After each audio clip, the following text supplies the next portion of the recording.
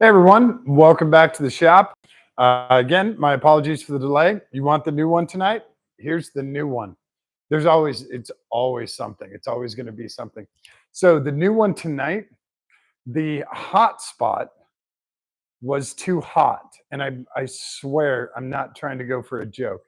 I have the fan running on the hot spot right now because it needed to cool down before I could go live with you guys. What the hell? I'm not I'm running one camera to YouTube. I this is yeah, it's incredible. So if there's a failure somewhere, I can find it. Promise. I'm good at it. So I have another one for you guys before we get going on the engine. I have a stumper, and you guys can help me maybe figure it out because I asked in the group message about the shop, and I asked all the folks to come here, and I couldn't get any really straight answers. So maybe you guys have an answer and can figure it out for me because I'm at a complete and total loss. So I'm cleaning up a bunch of stuff in the shop. There's a bunch of stuff stacked by the door. At the very bottom of the stack, check this out. I have no clue. This is a regular Harbor Freight bucket. There's a bunch of dirt, mud, and stuff in the Harbor Freight bucket. Now, why? Why is there a bunch of dirt in the Harbor Freight bucket? If you swept up the dirt and put it in a dustpan, why don't you just whip it outside into the trees, the brush here, the lawn, hell, anywhere? Why would you put it in a bucket? And then why would you keep it for months? That stack has been there for months. So why? If you guys have any ideas on that, please let me know. I thought it was like panning for gold, or one of the guys is a big like naturalist and nudist, and he runs around and finds arrowheads in the forest and stuff. I thought it was for that, but it's apparently not. And then he's also a big Guinness fan, so I thought maybe there were, secret hops in the soil that he was going to grow his own hops and make his own Guinness. I honestly have no clue why there's a bucket of dirt in my shop that's been here for months. And now, don't get me wrong, I'm a huge Brian Regan fan.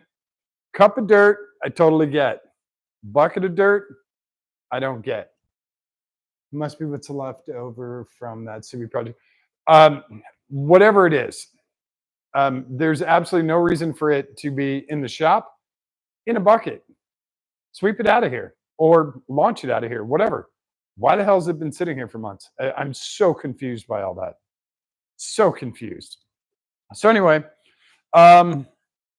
let's put the plenum and throttle body on the engine. I'm going to bring you guys over. I'm going to take this light. Hopefully he's still charged. I didn't charge him last night. So we'll get some light on this. I'll get you guys inside the engine bay. And I might have to move you a little bit because I'm going to be working on this near side of the engine bay.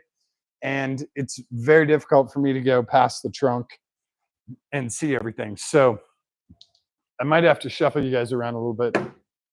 But should be we should be in pretty good shape.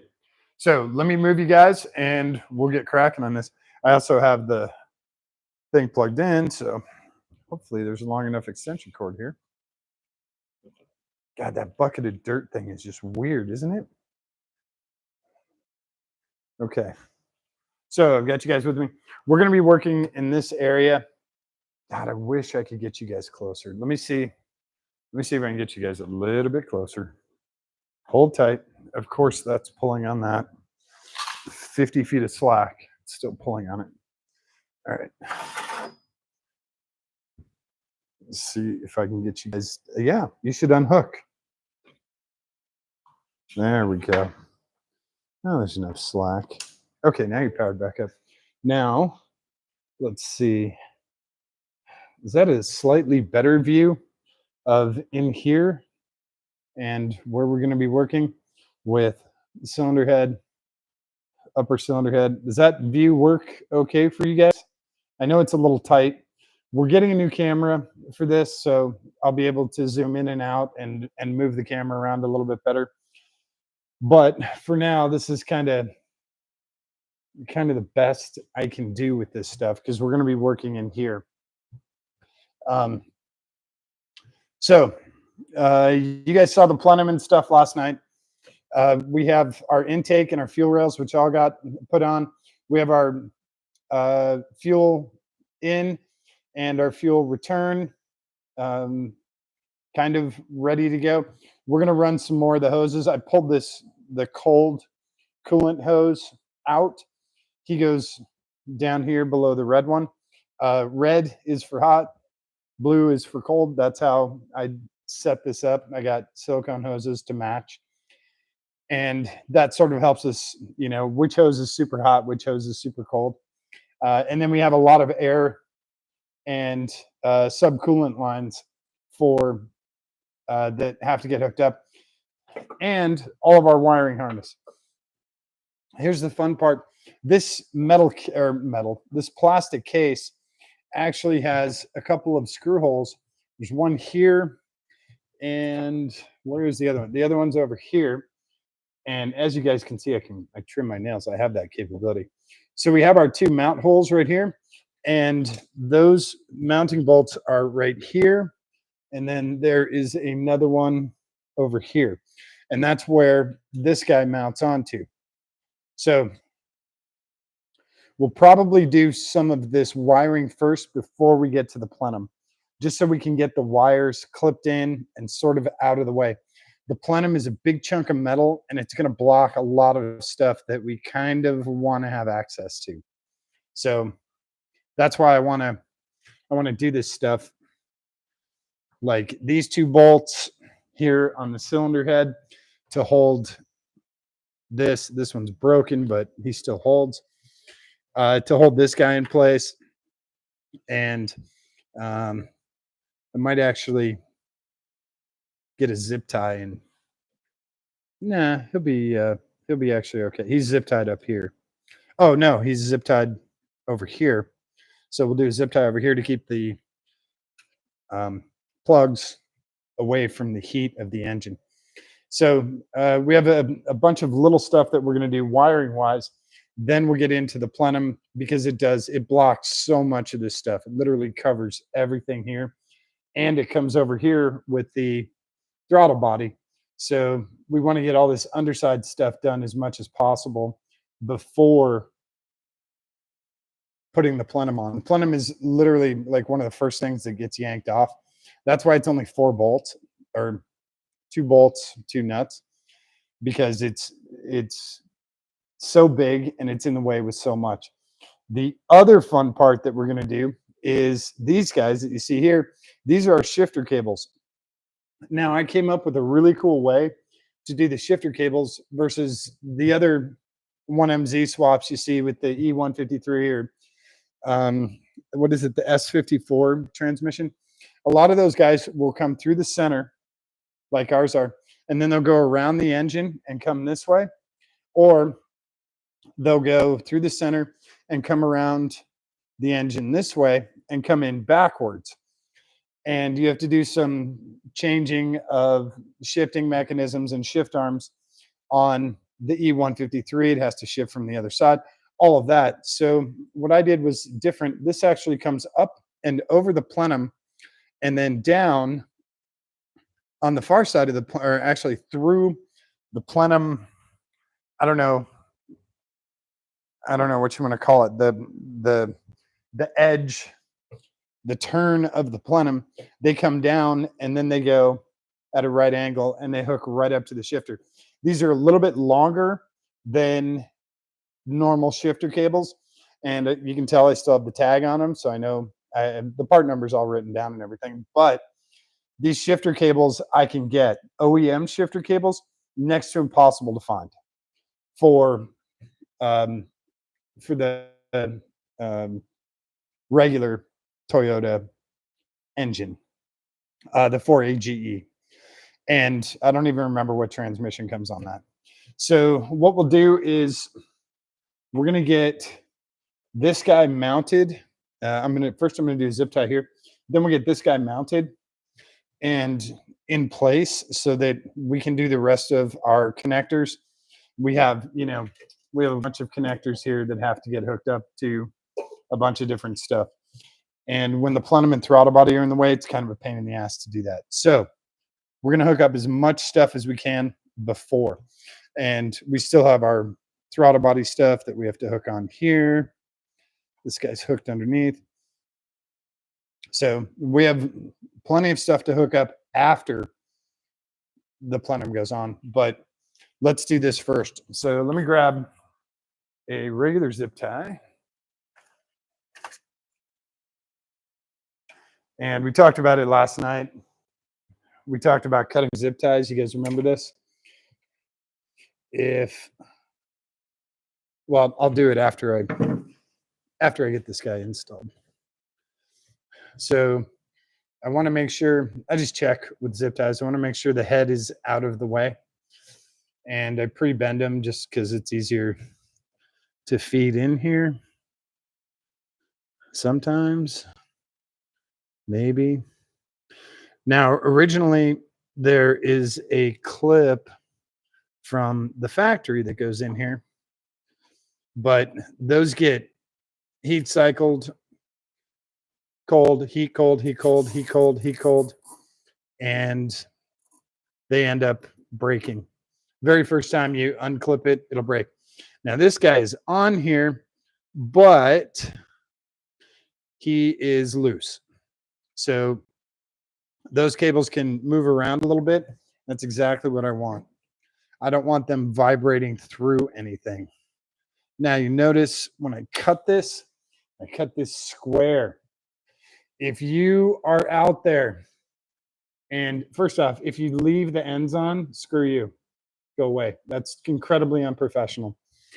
If you cut it at an angle like this and you leave an edge like that, you are satanic. We all detest you because all this is going to do is cut your hand. This is basically a knife edge now. So when you cut your zip ties, cut them square. Like that. Where the hell did it go? Oh, come on. Just show it. There you go. Cut it square like that. That's all you got to do. Simple. And with a good pair of snips, you can get into whatever crazy tight spot you want and hold the zip tie out of the way. Cut it. Please cut it square. Please, please, please. For the love of God. So next up, we'll do the other part of this harness. I believe these guys are 8s. They might be 10s. Take a look real quick. These guys have a spacer bushing and a washer on the other side. So no, they're 10s. So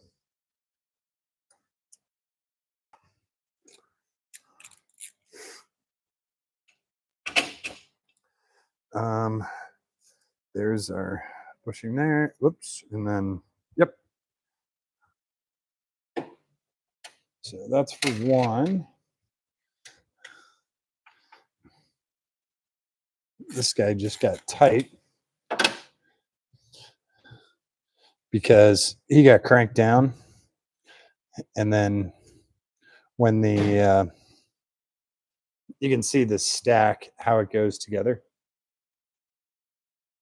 So that's how that stack goes together. You have your nut on top, you have a washer, you have your spacer, and then you have your washer underneath. And that's how the stack goes on top of the cylinder head here. So this is an extra washer we don't need. So this guy, the wire harness, has these 2 sets here. And actually, there's a zip tie there, but it's not really going to help us. So we're going to put our washer And our spacer in there. And the spacers are kind of shaped like the opening. So you want to try and get them. They're kind of oval shaped. So try and get them lined up here. And that one, it's not really all that crucial.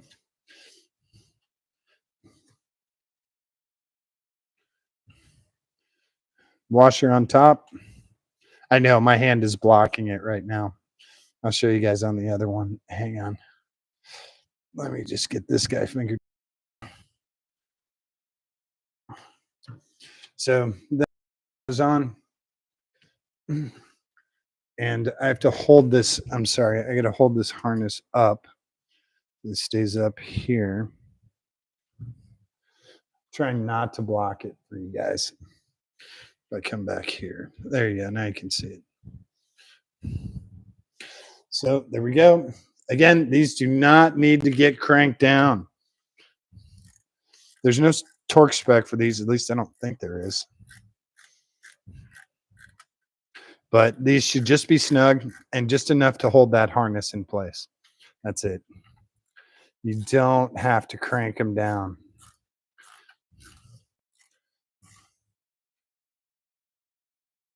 That's it. Our harness is up and out of the way. That's it. So now we'll come down here and we'll do these two guys onto the water inlet and the cylinder head. They're also going to be 10s. So this is going to suck hunching over like this. But it's part of the deal.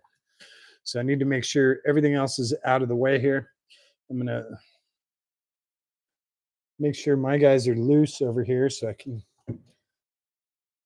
fling them out of the way when I need to. I got to move that coolant line.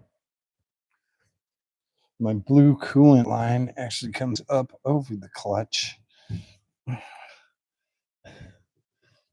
And blue coolant line gets attached right there.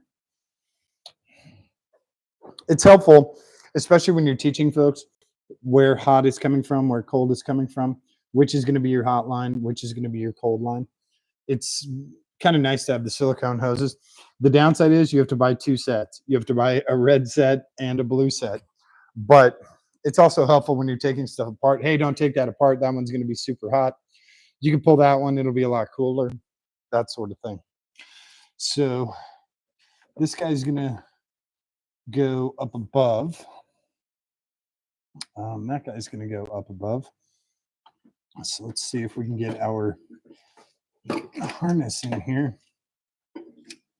Oh, that's one of the other guys.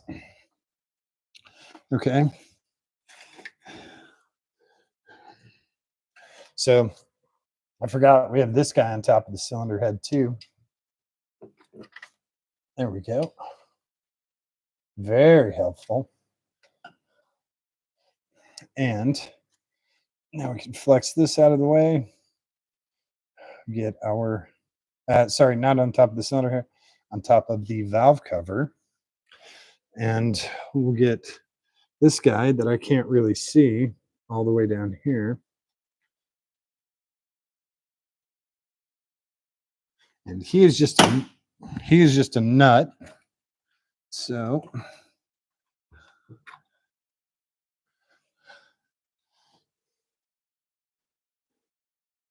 hopefully you guys can see this.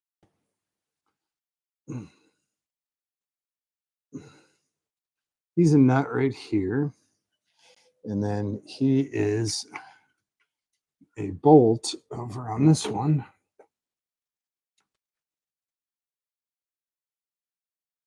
Trying to get him to line up again. There he goes.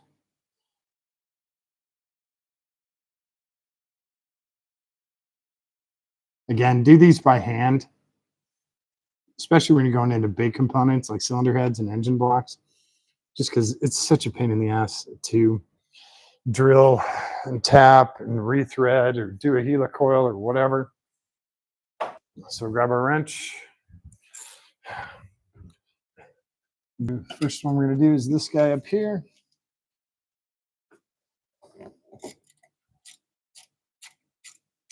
Hang on, I know I'm blocking everything.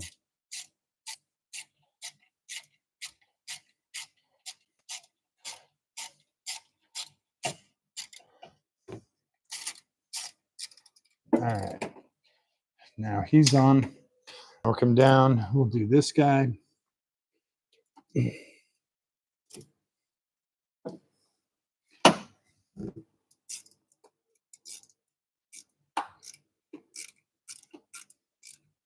Again, we don't have to crank these down. We have to do them nice and snug. And where's my other nut right here? Because if you go too hard, you'll break the plastic. So now we have the big part of our wire harness installed, which is cool.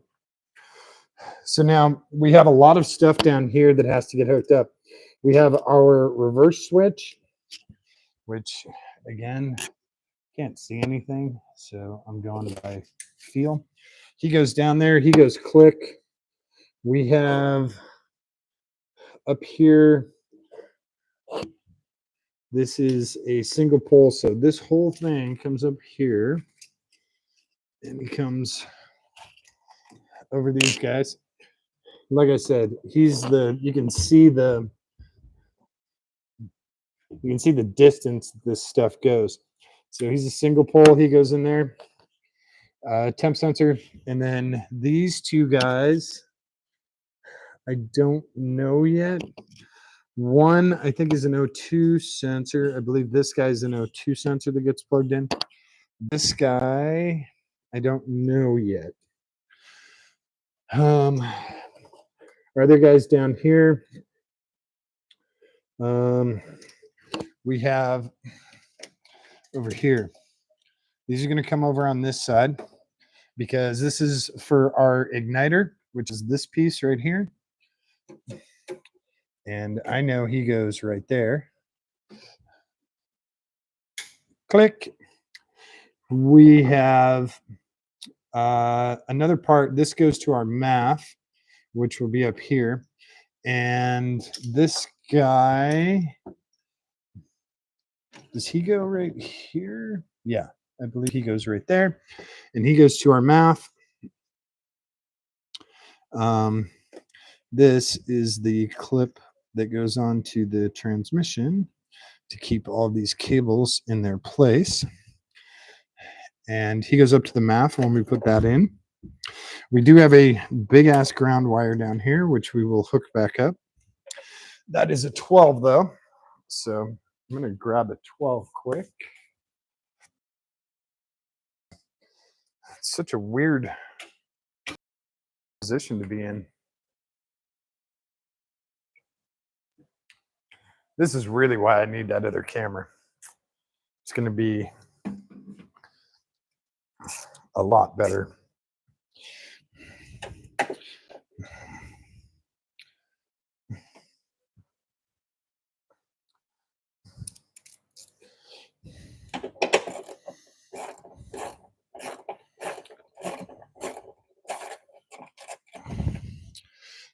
So big ground here.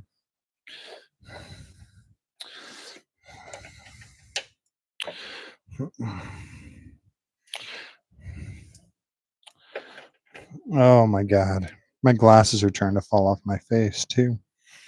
So for some reason, I think he comes up here because that's the length of him.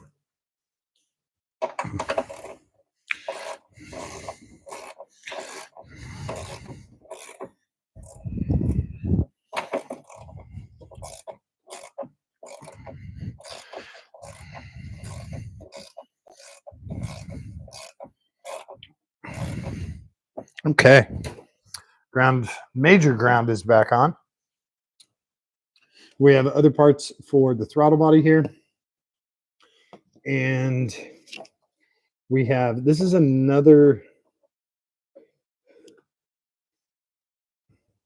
I gotta look and try and find these plugs. One's for the throttle position sensor. One is for how many plugs we got here? 1, 2, 3 plugs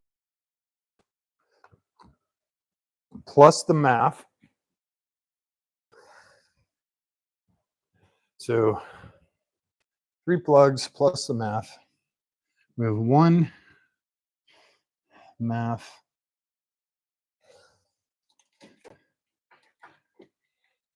2, 3, 4, 5. Well, that's an O2 sensor. So we have 4. So we're going to find out where the hell this guy goes. Sorry, I know the mic is bombing around on the body.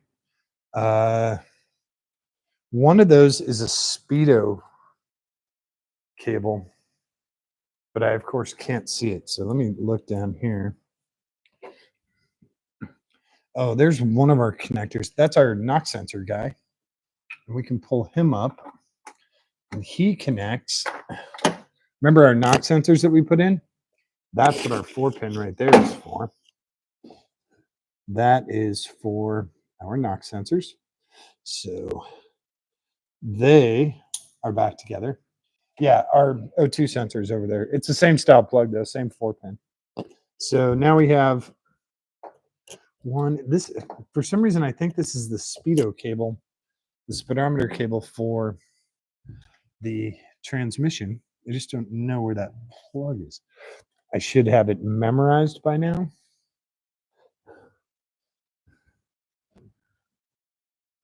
But I do not. There he is. There he is, all the way down there. So he goes, I got to go get him from the other side of the car. So hang on a sec.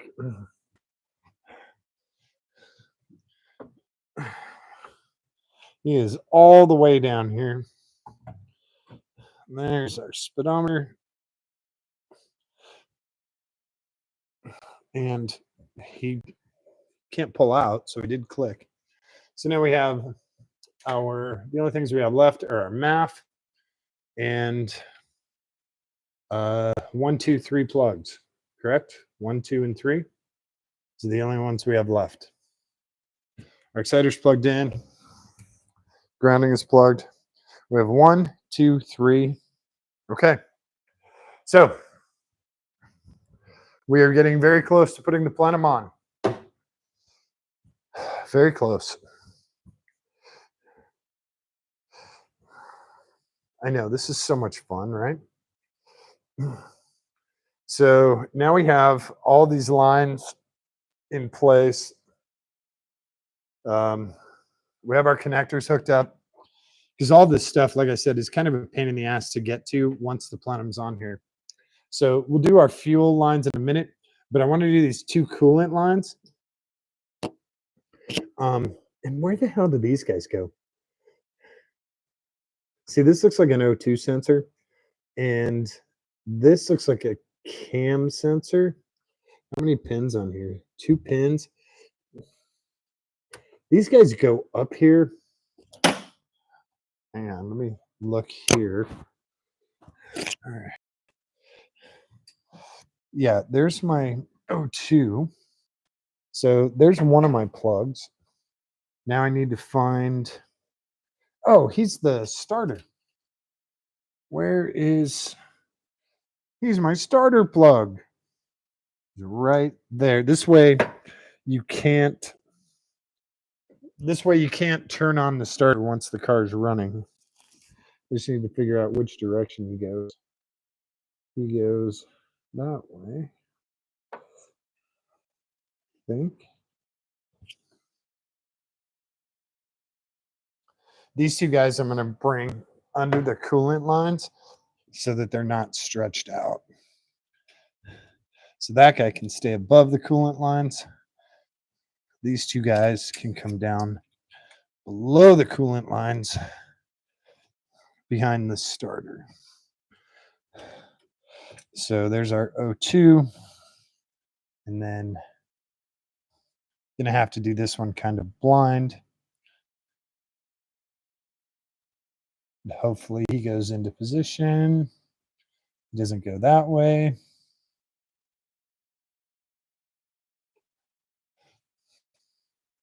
Where's the rounded part? Rounded part's up top.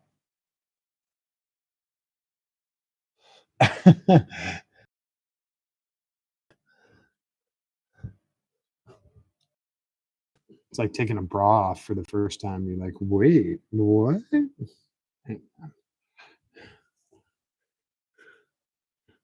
Oh, maybe.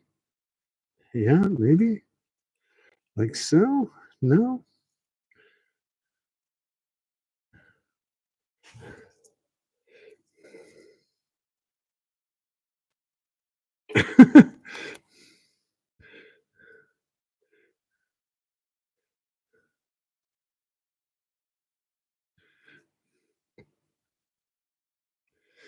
This is hard.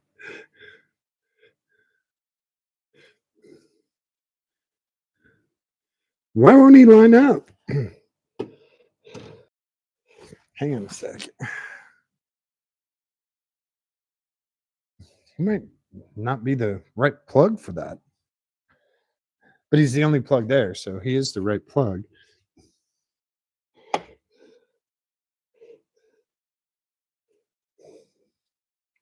Where is my catch for my lock? That's what I can't find.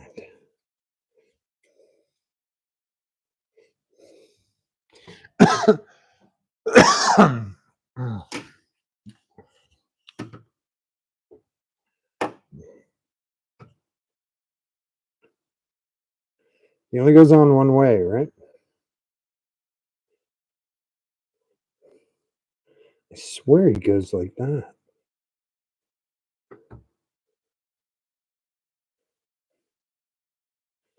Maybe he doesn't.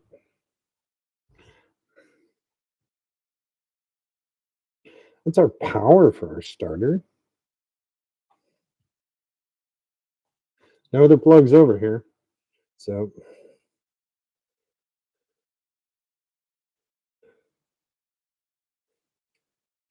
hang on.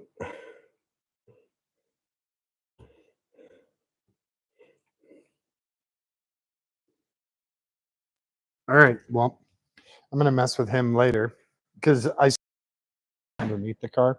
We have to bleed the clutch and a bunch of other stuff. So I'll hook him up uh, when we're underneath there. Because I also have to hook up the O2 sensor. So let's get to the rest of our stuff for the plenum because we're also running out of light on that battery. We can hook up these two coolant lines are already hooked up, so we can clamp those down. We will slide our clamps into position. And I'm going to guess that the clamp for that is all the way down, like all the way down there. So hang on, you guys. No, he didn't fall down. I'm guessing he came off the car. Oh, I'm an idiot. He's right in front of me. Okay. So with clamps, you want to make sure that they're facing the direction you want for easy access with a socket or with a screwdriver. So if you do them, where they're hidden, that's great, but they're very hard to get to when you're doing any kind of maintenance. So try and rotate these and angle these where you can get to them with a socket pretty easy. So I'm going to pull this off. Try and keep my frayed stuff here. This guy's going to go in a different direction.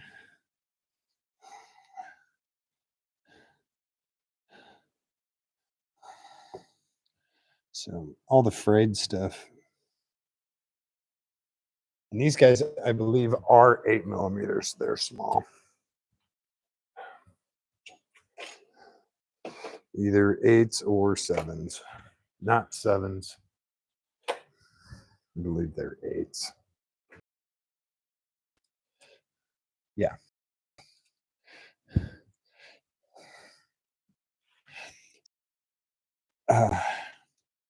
Heat shielding, whoops, is frayed pretty bad. So I'm going to open up the clamp a little bit, spin it down, move that shielding over, and now I have him facing the wrong direction. So I have to redo that and do the same kind of thing again. Okay. Now he should be facing, hopefully, the correct direction. Any of this frayed stuff you can really cut off if you want to. Oh, this guy started to try and come loose. He wanted to come out of there. So get this guy in position, get him slid on there. Now our hose clamp, I'm going to put it at a little angle so that I can get to it at kind of a 45. He's also out of the way of other hoses and other wiring and stuff.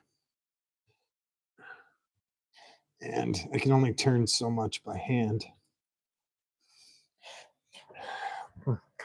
This guy's going to be about the same. I'm gonna flip him around. Actually, I'm just gonna leave him right there, and I'm gonna tuck him underneath. He'll be fine. He will be fine. See, it's all this little stuff, right? I want to make sure he's fully seated and that the hose clamp is grabbing on the correct part of the hose.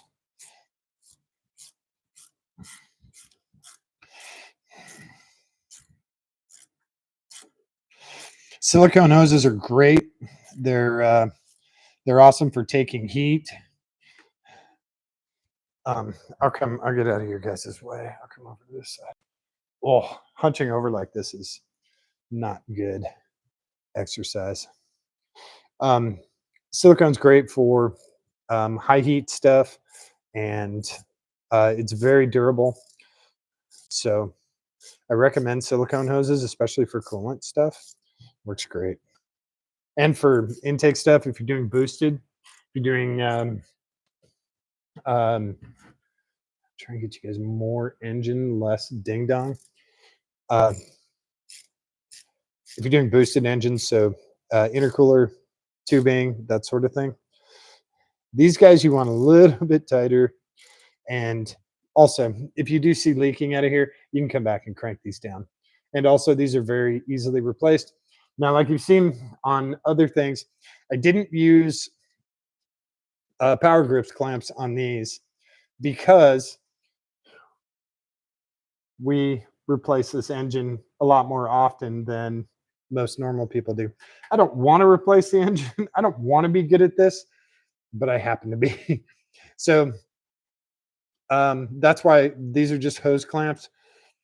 If I find, probably on the next really nice 1MZ that I build, hopefully with Nate Millison, that would be cool, I will probably use power grips for the coolant lines just because it's one less thing to worry about, especially when you're racing. The less shit you worry about, the better. So we have our coolant lines.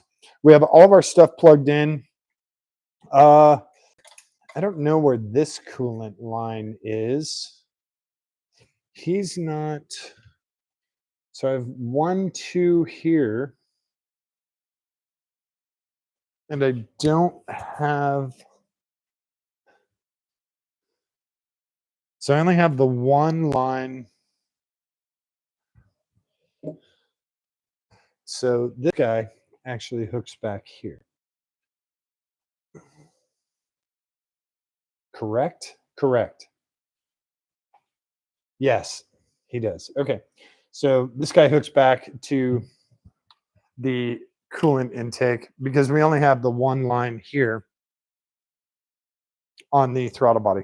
So let me grab, again, a pair of pliers. I got to find them.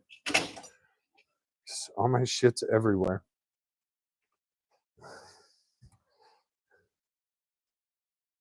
And this is a spring clip.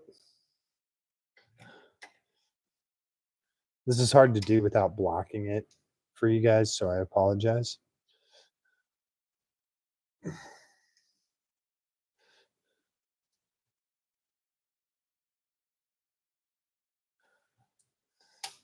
Oh, these pliers are too small. Those ones would be too small. So I brought my normal size ones back. Okay, they're over here. Totally different spot than they should be.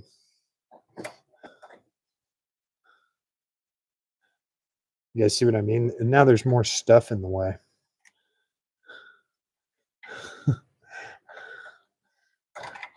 And it makes it harder to do stuff. So I'm going to get him up there and then flip my pliers around. Hopefully get a good grip. And then I'm going to get him out of the way of fingers and toes and stuff like that. He's got super sharp edges. This guy, I could definitely do a power grips on and I would have no qualms with it because these clamps are also really, really sharp. These guys aren't terribly sharp. These spring clamps are really, really sharp. So power grips, now we know. All right. We are officially on a Rockstar break right now. So hang on one second. We're about to do plenum. Oh, wow. All right.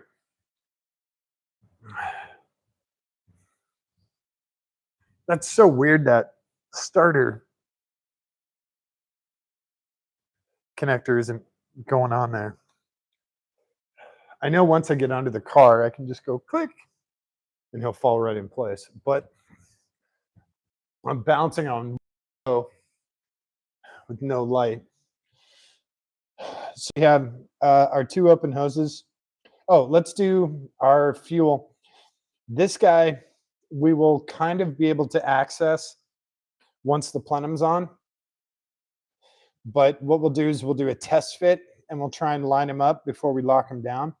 So I'll put the plenum on and I'll just see how he gets routed, etc. And then we'll take the plenum off. I'll crank him down.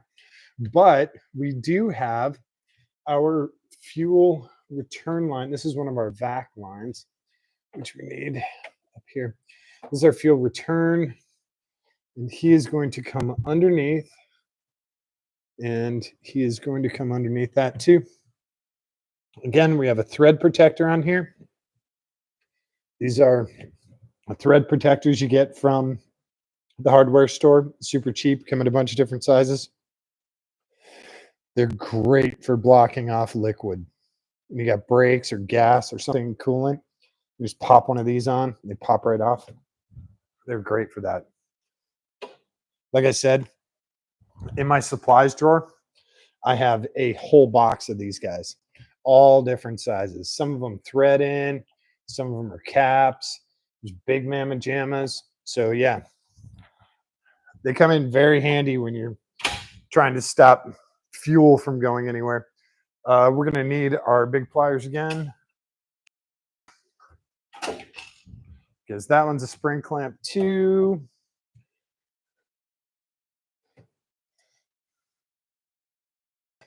So did I do him?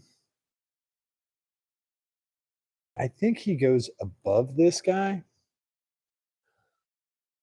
I honestly don't remember.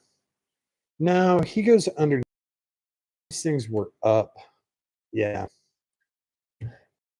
Finger ones. So yeah, he's underneath. And he has a pretty fierce angle on him. But he works just fine.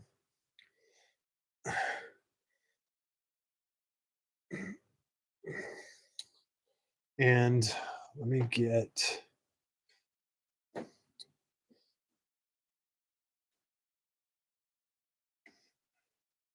this clamp loose.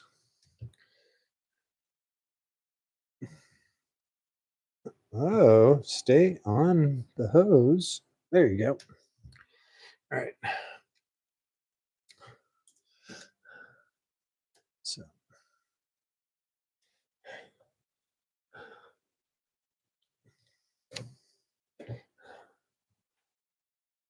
I'm just holding the clamp open. That's about as fierce of an angle as I really want to get it. So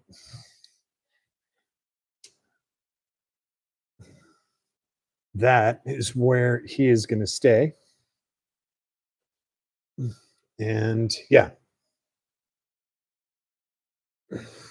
hang on a second. Let me see if I can move this. Yeah, that's better. Okay. So our fuel in, and then from last night, we still have our -6 wrench. So I'm gonna hold the fitting. I'm gonna loosen this. Now he can kind of swivel out of the way. I'm gonna put my plenum on, and I'm gonna line this guy up. I'm just gonna set him on here with the 2 nuts, and then I'm gonna line this guy up where he needs to go to be out of the way of everything. Then I'm gonna lock him down. Then we'll come back and we'll put the plenum on, hook up the throttle body and all the other misc lines. We have 1, 2 lines that we need to hook up here. So let's put our, and we have our nuts up there too. So I know, there's no gasket on here. I know, tape on there. I know. Can save the comments.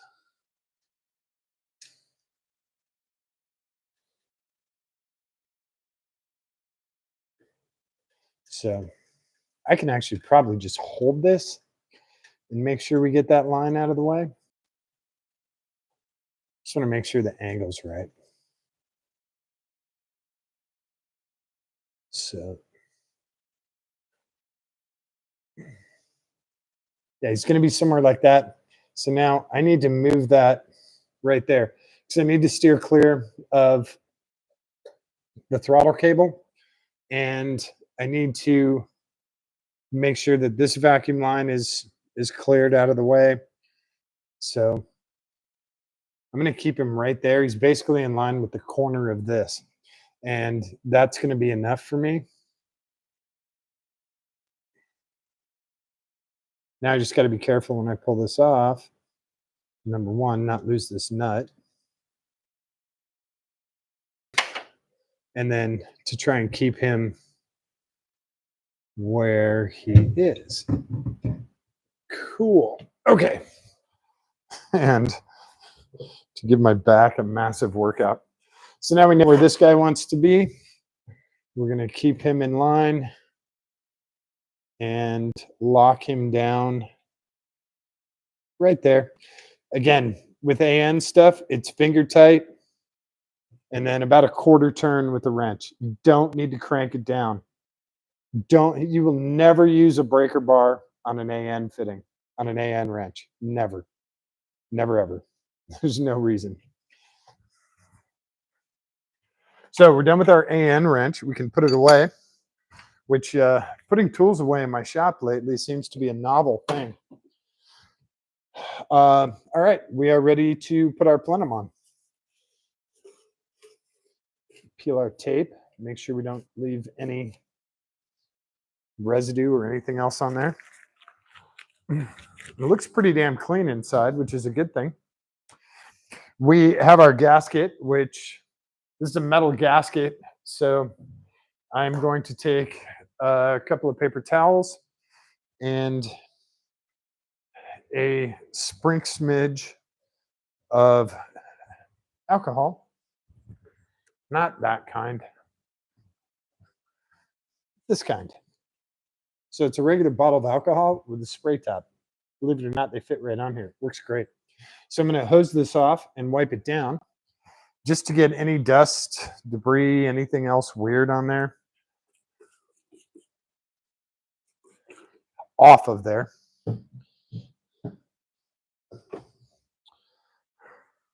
And the other good part is alcohol evaporates very quickly.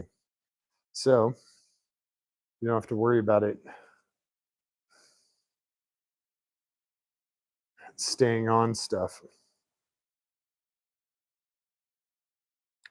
And this gasket only goes on one way, and it is a 3 or 4 piece metal gasket. I think it's a 3 piece.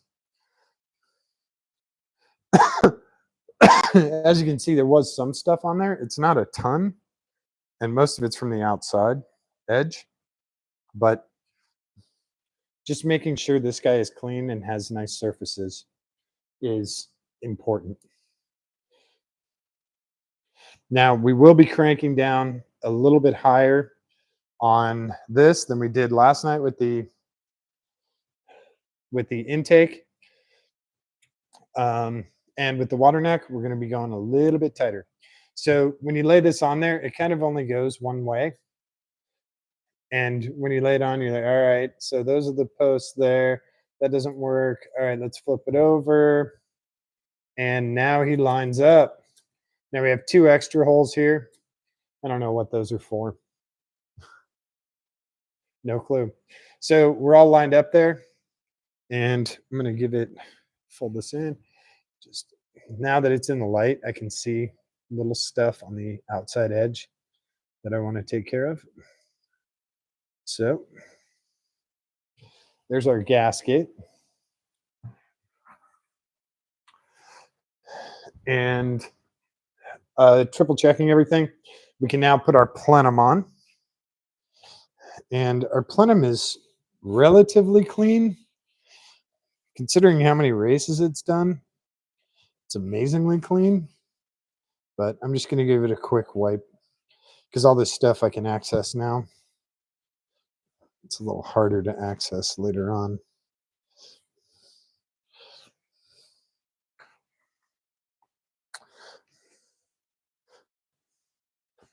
But I'm very impressed with this thing. Very impressed. Okay. So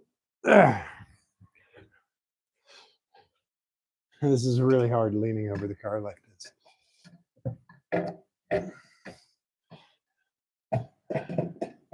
So there we go. And we have 2 bolts, one with a washer, which goes to the, as far as I know, it goes to the front. And then one without a washer. And I think I might have lost the washer. And these are, I believe, 8 mil. But the quick way to do it, to mount it in place, is to use the nuts and wiggle it back and forth till the nuts grab it,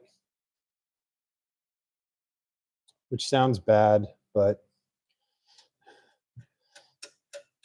we're just grabbing nuts all over the place.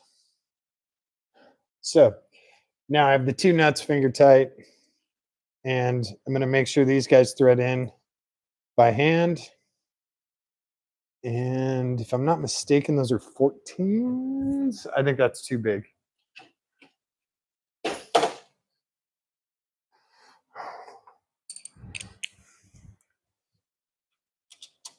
They are 14s.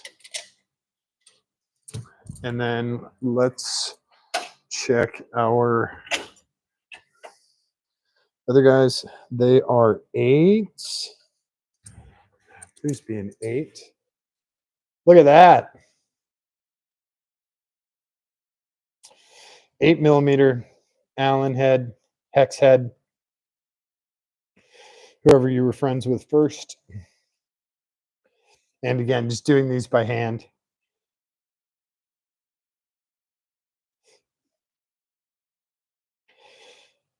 It's nice. This actually came out good. If I wanted to, I can get the wrench in here and I can angle this, you know, a little bit more if I wanted to. I could probably do a little swivel by hand, but he's fine.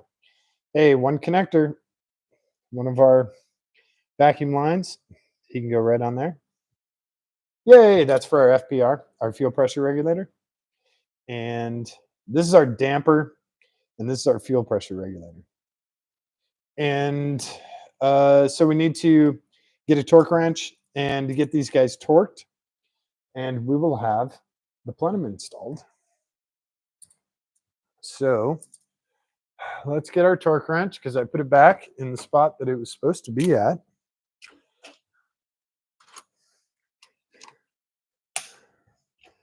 And again, we're going to go to the service manual. I showed you guys this last night. The service manual. You can get it from Toyota if you want, which is very helpful. Or maybe you can find it online. I don't know. Who knows? Here's our plenum and our mounting bolts. Our nuts are 32 and 32. So we're going to set our torque wrench. They have the little key down here.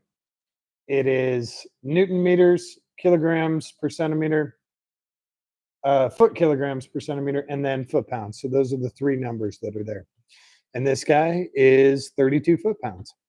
Since we're American in an American shop, we're going to do foot pounds. It's also what I have the wrench set up to. So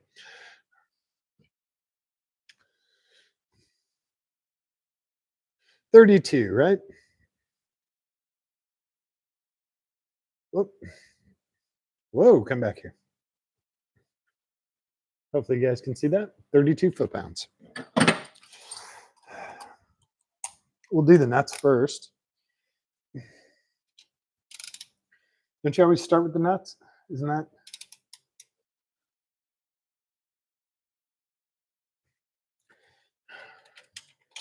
I don't know the particulars.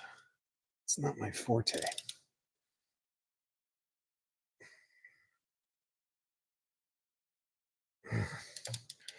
I'm gonna have to move from quarter drive. So let me change out here.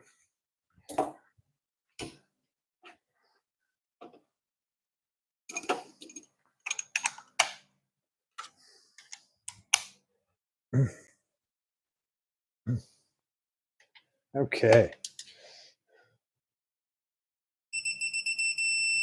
There we go. Solid tone. When it's beeping, that means you're close. Solid tone means you're on it.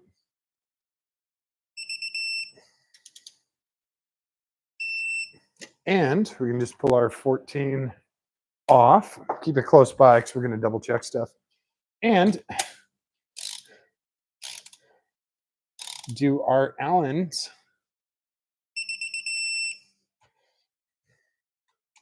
The same wrench, same settings.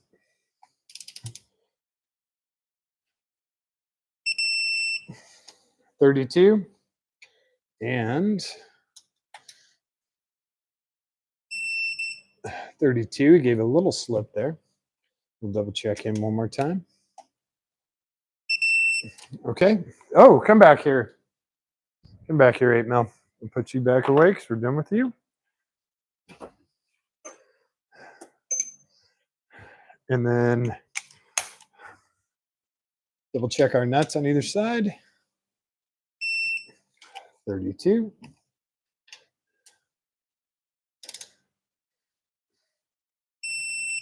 Okay. Awesome. Our plenum's installed. Now, here's a fun one that we didn't do, but we can get to it from the underside. There is a hose. I thought he was attached. All right, well, there's a hose underneath here that goes, it's the PCV. I don't know if you guys can hear that. It's hollow. The PCV goes up to this, and I don't know. Oh, it's still on. I'm looking here quick. It's still on the other valve covers that I took off. So I have to get the PCV from that. I don't have it. So the valve covers are in the other garage. Anyway, so we have to do that. That'll be our vent. We have we'll start hooking stuff up now.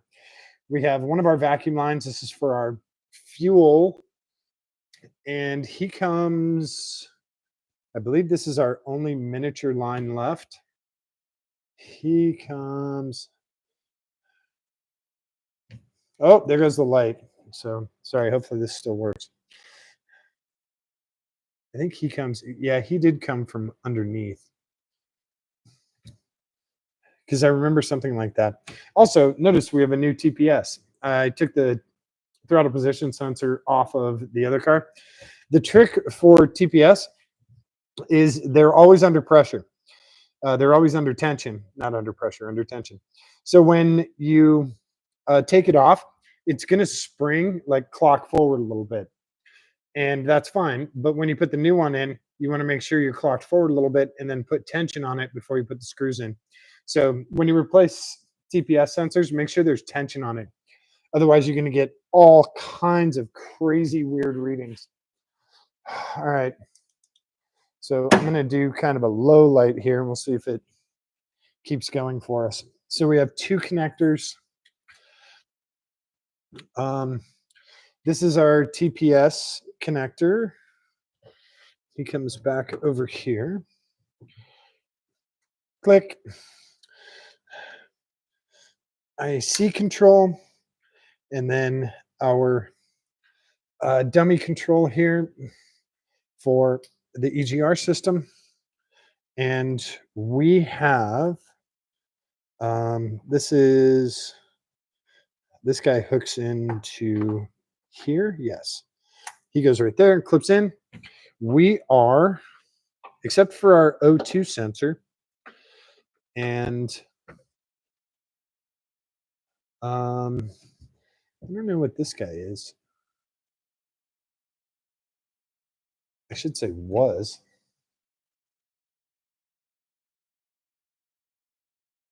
I don't know what that guy was for. We'll find him later. But we have everything hooked up. Our vacuum lines are hooked back up. We have our one line here that needs to go back in, and this stupid spring clamp. And I'm gonna get my pliers and do that. Let me wipe off my hands because they're just greasy as hell. I don't know what that little guy was for. He might have been the backup lights. I can't remember. It's been so long since I've done this. Let me clean him up at least. Where the hell did he go? He was right here. Nope. He is. Yeah, I don't know what he is. We're going to have to look him up, find out where the hell he goes. Black with a red stripe.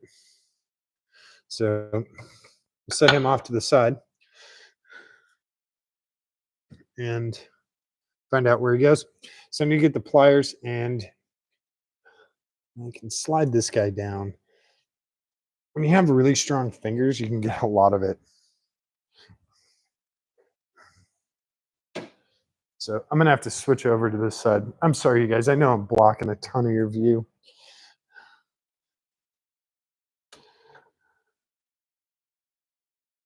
Okay. And we are hooked back up here. These guys are up and out of the way. All of our connectors are hooked back up. All of our vacuum lines are hooked back up. I could probably do a zip tie on that guy, but he's fine. I see our EGR stuff is blocked off and sealed off. Our fuel lines are hooked back up. We'll notice a fuel leak almost immediately. What is that guy? Is that guy? I want to say he is he like a reverse lockout? He might be. I don't know. I can't remember what he is. He's a big ass wire, so he's very thick. I'll have to find out where he goes. I can't remember off the top of my head. The rest of these guys are all old stuff. So something fun with MR2s. Oh, wait, who's in here? Hey, Liz. Very clean looking engine. Yeah, thanks. That's what Cerakoting does. It helps everything. You can see dirt really quick, and then you can wipe it away. When it's silver like this, it really helps. So there's stuff inside in here that I can get a brush and clean up. Usually we just take an air hose to it after each race, and it kind of cleans up really nice. We're missing the sticker. I have the original Japanese sticker that goes on here.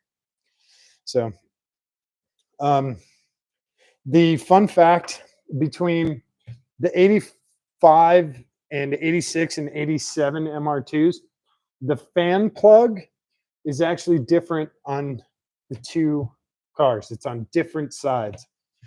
That, believe it or not, that actually prevented us from racing at one of our first races. So there you go. I was showing you guys the shifter cables. I'll show you just quick how they route. So I can get them kind of out of the way. The shifter cables come down here. This is so hard to do.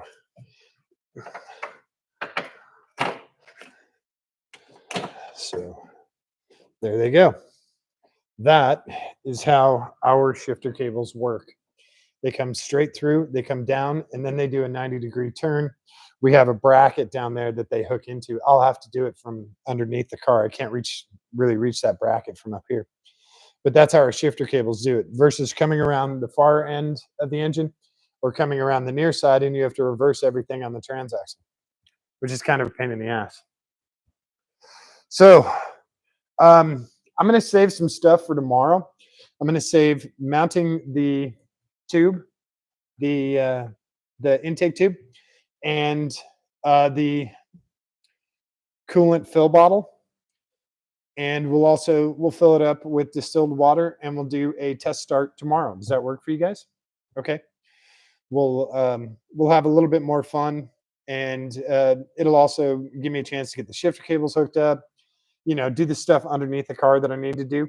So I don't want to kill it all in one night, but we have 95% of the engine ready to go, 97%.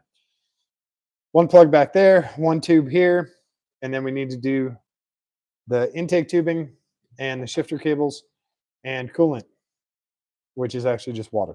It's distilled water, and I have, I don't know, 25 gallons of distilled water. So hang on a sec. Let me clean off my hands, and I'll move the computer. Give me a second here. But very successful evening, I think. I'm biased, and I think it's very funny that we're pushing so much data that the hot spot needed to cool off. To me, that's just comical. I've gotten to the point where everything's pretty much comical. So let's pull you guys up. Yeah, that should unhook, of course. And I'll slide you guys back. We'll do a dolly zoom. How's that? Not exactly, but pretty darn close. So yeah, the power cable decided to unhook itself. So now we're hooked back up. And we could probably raise this up a little bit. So like I said, the only thing we have left for tomorrow, we have our PCV, which attaches here. And wait a second.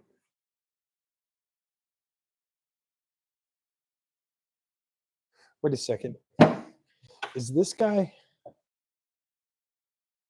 No. Which guy is capped off? Is one of those guys capped off? I think this guy might actually be capped off. So anyway, we have our PCV, which will get installed. And then we have, so I'm not going to put that in there. we have our coolant overflow, and we have our intake tubing with our MAF. So that's all we have for tomorrow. We'll do, it'll be actually very quick. I'll get the shifter cables hooked up and I'll show you guys how those got hooked up. Once they're all in there, you'll see. I'll try and get underneath. If not, I'll do it on a different stream. I'll try and get a camera underneath where you can see where they come out from underneath the plenum and how they get angled and they're held in their bracket so that they can shift properly. It's a really great system. It came out really great. Braden Connolly over at Midwest Miata Parts, or sorry, at Midwest Bayless, came up with the extra long cable idea and scored us those cables. And we thought we were going to run it around the top, but then I said, why not just run it straight down and make that turn? And everyone was like, yeah, okay, that works pretty good. So that's been the setup, and it works actually really great. We dialed in really nice shifting. The car shifts fantastic. So we're going to stick with that setup. Those cables are cheap. I think they $70, $80 each. This was a couple years ago. I'm sure they're more expensive now, but they're custom made. They're super strong. I did custom Heim joints on the ends, which you can get at any hardware store. So if we do break a Heim joint, I can just go to the hardware store, replace it pretty easy. And then, yeah, we'll do a fluid check, make sure we're not leaking anything. And I'm not going to bore you guys with coolant system bleeding because that is not very much fun. On this car, there's a lot of coolant because the coolant travels the whole length of the car. The radiator is up front, so the coolant stuff comes here and it goes through tubing all the way to the front of the car, goes through the radiator, and then comes all the way back. So there's a lot of tubing. It's not like a small block where, it's like 8 inches that it travels and then 8 inches back in from the water pump. It's a long distance thing. So you have to get as much air out of the system as possible so that it's a very solid hydraulic system. So that takes a while and it's a boring process. So I won't do that with you guys. I'll show you where the bleeder screw is, and it's way overrated. It's not the best bleeding system, but it works great. Once you get everything going, it works great.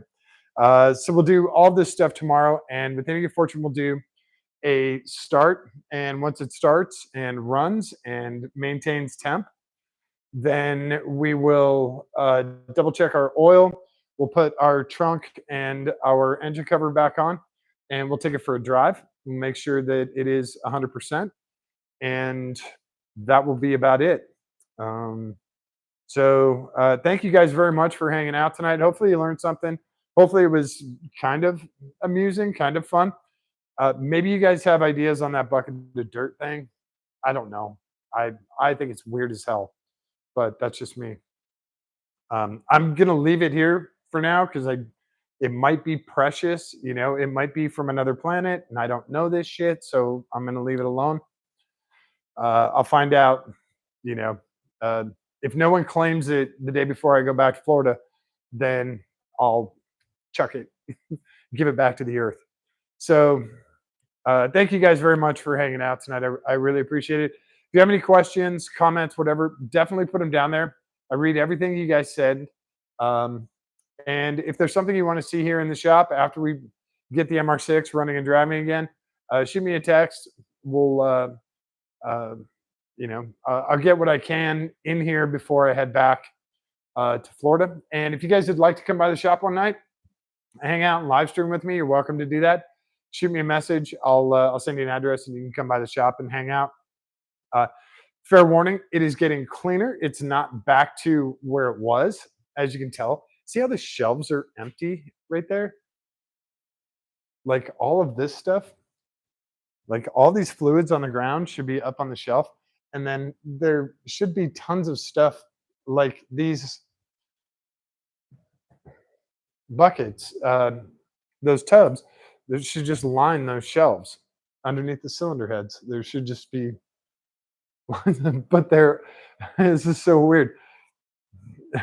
They got pulled out and then set on the ground and then like never put back up there. They're just sitting on the ground. So you're stepping over everything. So I got that shelf mostly taken care of, and we'll finish that one tomorrow. So when you guys see me and I'm not streaming, that's because I'm cleaning up my shop. Like I have my trays of screws. There's a stack of trays of screws just sitting on the floor. It's like 6 trays, 7 trays. What? What? Why are they on the floor? There's another 4 stacks over there. What is going on? It's so weird. And a bucket of dirt. It's so weird. Anyway, I appreciate you guys hanging. Thanks to all the new subscribers. You guys, hopefully, you guys are enjoying this stuff. I love feedback from you guys. So anything you want to say, definitely say it. I can handle it. I have a little brother, so I've heard it all before. And yeah, I appreciate you guys. Don't forget to show someone that you love them today. Give them a kiss on the cheek. Give them a kiss on the tip of their nose. Hold their hand. Give it a squeeze. It's really important for them, but it is far more important for you. All right. Thanks, everyone. We will catch you tomorrow. Thanks. What the hell am I going to do with this dirt? Who has a bucket of dirt?